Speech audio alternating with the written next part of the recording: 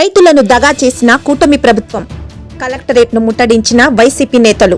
YSRCP party రాష్ట్ర అధ్యక్షులు Shri YS Jaganmohan Reddy ఆదేశాల మేరకు శుక్రవారం కర్నూలు జిల్లా కలెక్టర్ కార్యాలయం ముందు అన్నదాతకి అండగా వైఎస్ఆర్ పార్టీ భారీ ర్యాలీ చేపట్టింది.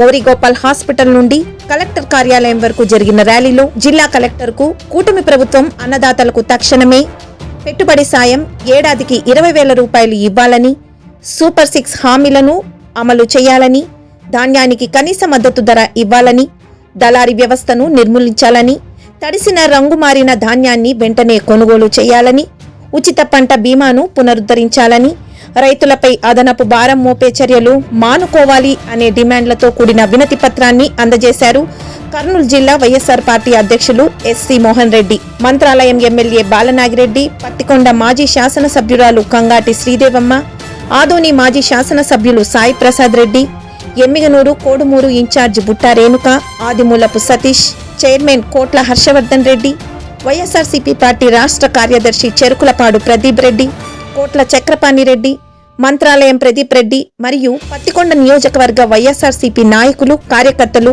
ఈ కార్యక్రమంలో పాల్గొన్నారు.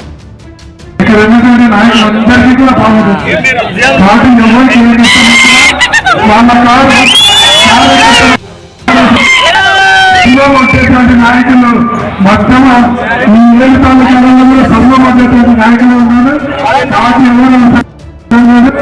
ఎవరైనా సరే వైఎస్ఆర్సీపీ కార్యకర్తలకు వస్తే సగం తెగడానికి